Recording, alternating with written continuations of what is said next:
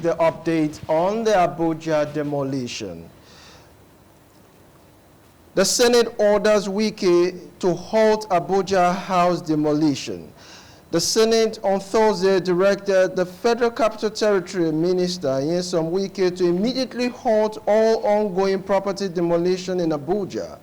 This resolution followed concern over alleged irregularities and hardship caused by the demolition.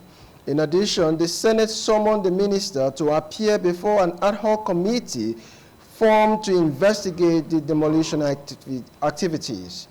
The committee, chaired by Deputy Senate President Jobrin Barao, has given 2 weeks to submit its findings. The decision was prompted by a motion raised by Senator Ireti Kingibe during plenary, which was seconded by Senator Natasha Akpabio Oduaga.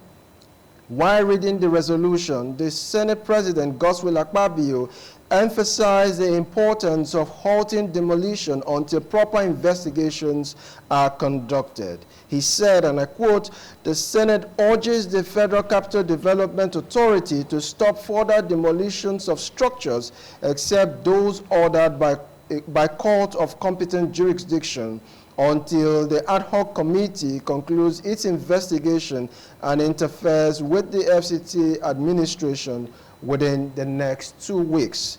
And of course, I still have with me my guest in the person of Mr. Joseph Akarome, public affairs analyst, and of course, Mr. Ogu Loveday, a business consultant. So let me bring you in here, Mr. Loveday.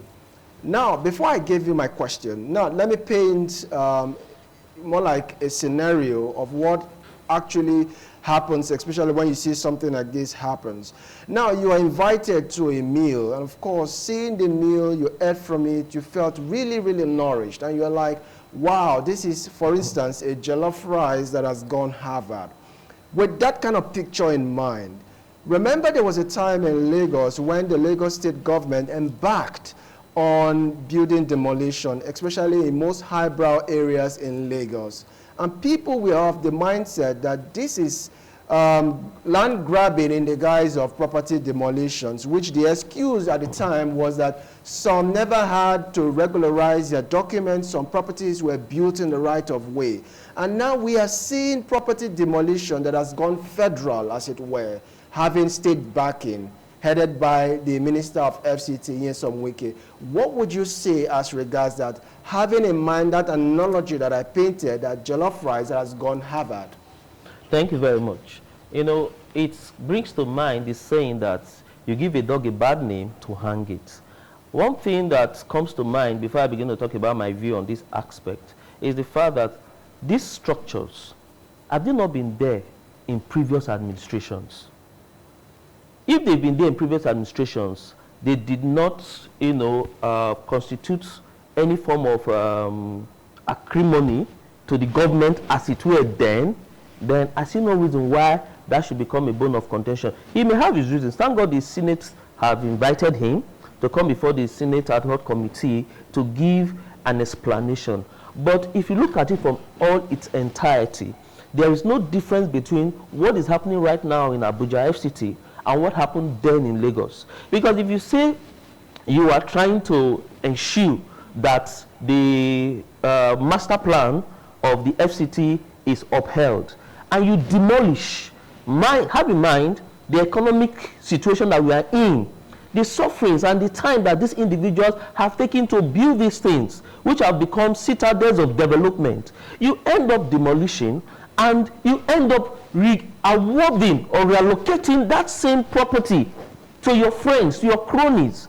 How else will I now accept the fact that, this was actually maintaining a certain standard? I will see it as injustice, which goes further to buttress the fact that power corrupt and absolute power corrupt absolutely. This should be nipped in the bud.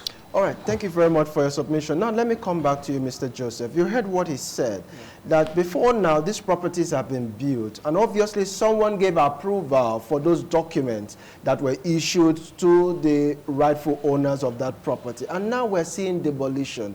From what he said, this somewhat, as alleged, could be a subtle means of grabbing properties by revoking those title documents and giving it to his crony. What's your take on that? All right, thank you so much. First, I just want to say that in Nigeria, we are very funny the way we do things. On one hand, we will want to paint it that, oh, we want to do public good. We want to make Abuja look so good and all of that. But on another hand, you discover that we always have ulterior motive, especially by the political class, right? Looking at what Nyesom Wike have been doing for a while now, trying to, have this picture that I'm trying to build a mega city in Abuja. Looking at it critically, you will understand that there is always an ulterior motive because people have, condemned the way they go about this demolition. Demolishing houses, making people homeless, looking at the economic situation, and definitely, or in most cases, those people, nothing happens to them. So back to the question, is definitely a land-grabbing attempt by the minister. All right, now, a popular blogger by name VDM, Very Dark Man, also alleged that the minister, as it were, revoked those land, especially belonging to Savareva Nigeria Limited, and the minority leader and member of the House of Representatives, Obiakpo constituency by name Kingsley Chenda. So are we saying right here that this was actually done to be able to settle with his associates? Okay, thank you. You can see that it's all political games. It's all political games. Most times, if you really understand what these people are doing, you will know that they try to settle with a couple of persons when they are in power. Maybe when something happens, they will have a place to fall back to. More like scratch my back, I scratch your back? Definitely. That is the type of politics we play in Nigeria. And looking at the personality of Wike, I don't see him as somebody who is able to, build a mega city for us in Nigeria. It's just definitely land-grabbing attempt and an attempt to settle with his associates or political counterparts. All right, so now let me fall back to you. According to a certain newspaper who quoted Wike to have said, heaven will not fall, there will be no stop as regards the demolition going on in Abuja. And right about now, the project the activities, as it were, has been paused for proper investigations to go in. With what he has been alleged to have said, that heaven will not fall, do you think anything positive will come out of that investigation? Funny enough, I was privy to listen to that part in the president's, interview, and when he was asked about one of his ministers becoming a dent or a baggage to his administration, and what he said was striking. He said Wike is a strong man, and that Nigerians often do not comply with certain rules and regulations as at when it should be. My take on this is this. It's high time Nigerians begin to understand that we don't build strong individuals, we build strong institutions. When you have strong individuals, which is synonymous to what the military government was akin to in their time, it doesn't all go well for the people. I don't want to assume that it's a political settlement, because that's what it's giving the inclination to in every ramification. But in this case, let's begin to ask ourselves, to what end? Are there no, lands, undeveloped in Abuja that can be developed? Must they be the ones that individuals have? Some of the individuals who have actually built these properties are elder statesmen. I heard about one that was affecting a general, and the general had to call his boys to beat up, the persons who came to demolish. Now, if you look at that, where is the equity in it? Where is the justice in it? Where the high and mighty are not touched, and only you and I, the commoners, are the ones affected. It goes back to what is being said. Power corrupt, absolute power corrupt, absolutely. This is not the way to demolish. If at all demolition should be done, it should be such that the courts will give, some sense of judgment on it, and let the people be convinced that we actually breached a certain provision of the law. Are you getting it? And then enough time should be given if at all. You don't tell an individual you want to demolish if you don't have ulterior motive, and the next day, tractors and bulldozers are everywhere, pulling down people's homes. These are their livelihoods. These are their investments over time. And definitely, it will not augur well in the temple of justice. All right, so let's just hope that at the end of the 2 weeks where the committee is set to meet to review whatever investigations or probe has gone in, we just hope something positive will come in. Before I let you go, let us quickly look at the presidential media chat that just happened a few days ago. Now the presidential chat has come and gone, right? And a lot of people are of the opinion that this is the first time a Tinubu-led administration is setting up a media chat to have an interactive session with pressmen. Before now, we saw what happened, at Chatham House. That was prior to the general elections in 2023, where he was seen, Bola Ahmed Tinubu was seen delegating individuals around him to respond to questions. But right about now, he has thrown the door open for media men to come in to have an interactive session with him. Now, word on the street is that these men are with you right about now, having this media chat. But there seems to be this level of fright or, being, scared as a result of the presence of Tinubu. People are saying that could it be that they were trying to observe what we call table manners, so that you don't ask questions that will put the president in an embarrassing situation and lose out an opportunity in the future of sitting with him? What's your take on that? Well, this is an assertion, if I must say, because Tinubu is one man I've always had great reverence for. But the truth is this: he's an intelligent man, he's our president, but there are some of his policies that are not consistent with some of us ordinary Nigerians. For instance, the issue of the fuel subsidy, when he came on board and said fuel subsidy is gone. It's a beautiful idea. It has always been what everybody has always craved for. But the manner in which it was implemented is the issue. There were no modalities on ground before making that proclamation. And Nigerians, being who they are, want to exploit every opportunity. Now, back to the main question. When you talk about the, interviewers not asking questions as it should be. Thought-provoking questions. Thought-provoking questions. Yes. Well, I would say it's the fault of the entire media system in Nigeria. How do you mean? If you take, for instance, in US, of course we have political inclinations. Everybody must not be from one political party. Now, an opportunity to have a chat with the president, an opportunity to bring out the pains and the issues that the people are actually suffering. The burning issues. Exactly, for the president to address, regardless of whose horse is God. And that's how you get to pick, their president. That's how they get to understand the thoughts and the intents and the plans that their presidents have. So would you say that they were starstruck or scared of the presence of the president? Well, if you also look at the caliber of the interviewers, I wouldn't want to say they were scared. Are you getting the point? But I would rather want to say maybe they've been bought over. Really? That's my assertion. Maybe. But you that's cannot my opinion. substantiate that. Of course. So let's just leave that for another day. Now, let me fall back to you, Mr. Joseph. Now, the president was also seen talking about maintaining his cabinet, even despite seeing that some ministers are not functioning. He was talking about still leaving the Ministry of Livestock, where you still have a minister who is also overseeing the Ministry of Agriculture. So why shouldn't these interviewers ask the president or do a pushback, as it were, that you are not supposed to keep the Ministry of Livestock when you still have the Ministry of Agriculture? Can't the Ministry of Agriculture also oversee that of the livestock? What do you think could have been the reason why they kept quiet? There was no pushback, all accepting everything the president was saying. Who can think? Okay, thank you so much.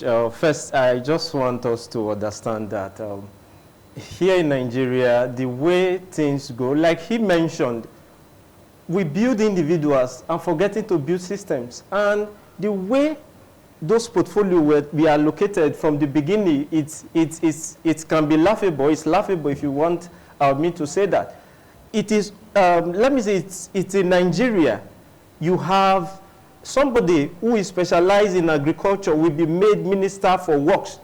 To what end? What do you want to achieve with that? But they say that basically, that particular portfolio is more of an oversight function, more like an administrator. You're going to have people in the PAMSEC, you know, that would oversee or put him through. So it doesn't necessarily mean you can bring somebody from a legal background to head a minister or a minister of aviation. No.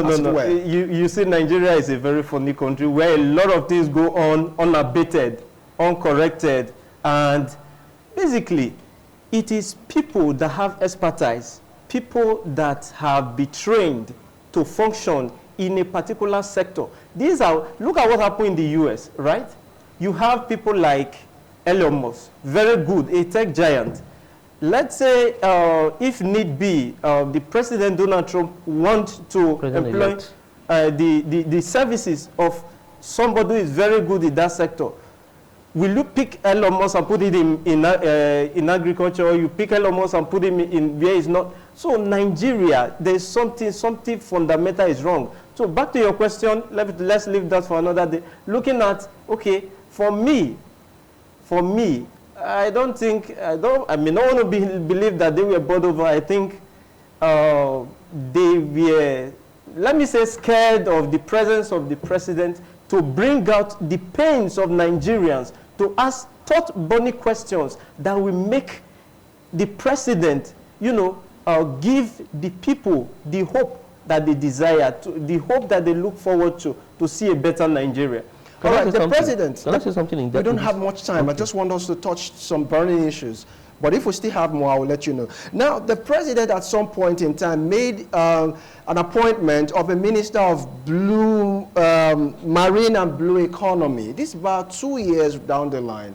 What would you say has been the performance of that particular ministry that was created, and as to why these journalists couldn't ask thought-provoking questions as to why you're still keeping them there when we've not seen any substantial achievement? And of course, looking at it side by side with the fact that the president also made mention of the fact that he would cut down on cost of governance.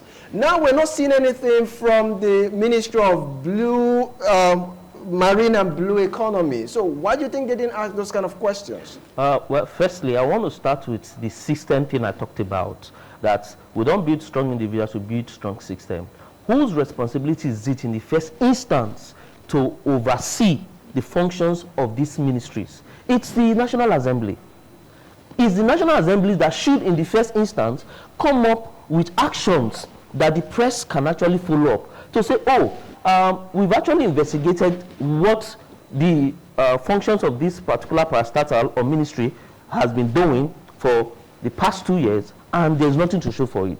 Then the press can hook up on that. Then secondly, what I wanted to add to what he was saying, the reason why there may be appointments or creation of both Ministry of Agriculture and that of Livestock is that in politics, the major thing that politicians do is to settle their cronies.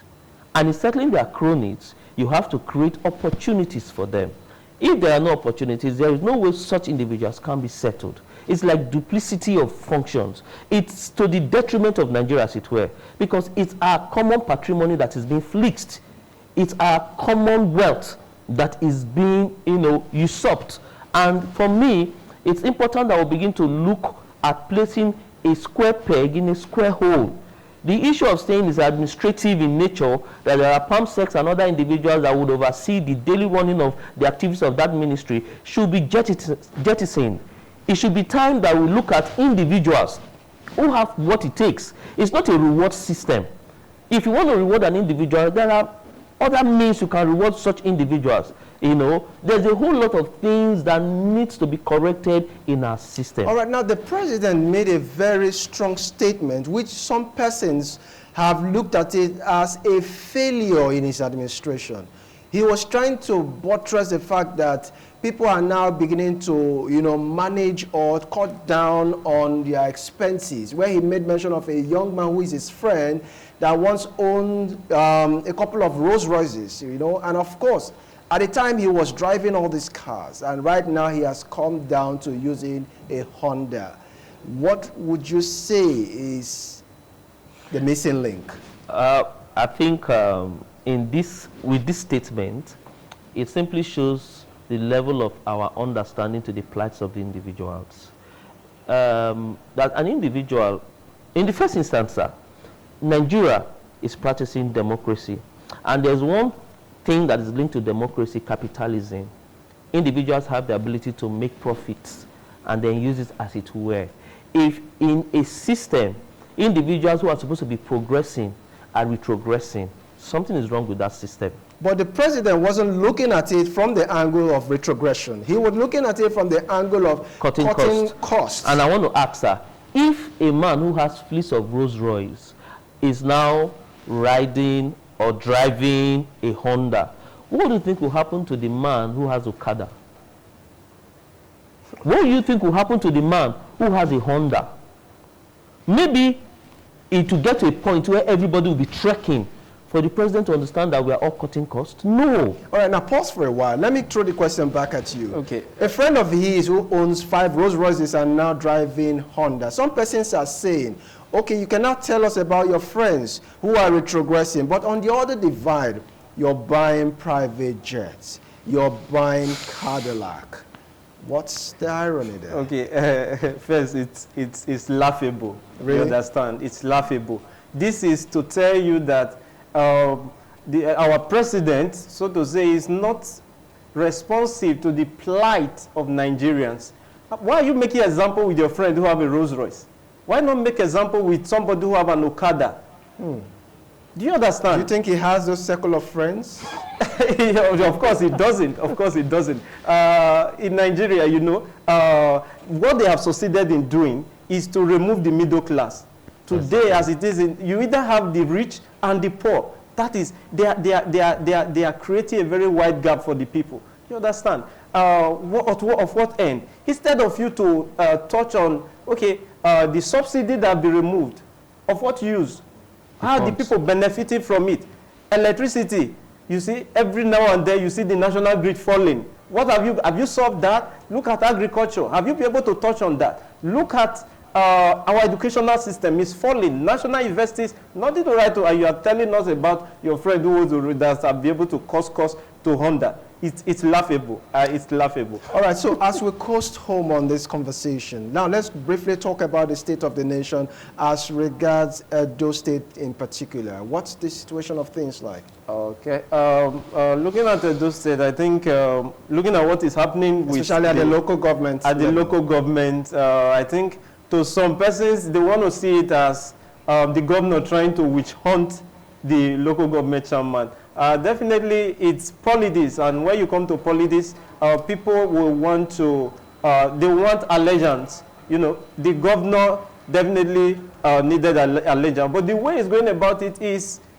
unlawful. That is doing things outside what is written in the Constitution, and that is wrong.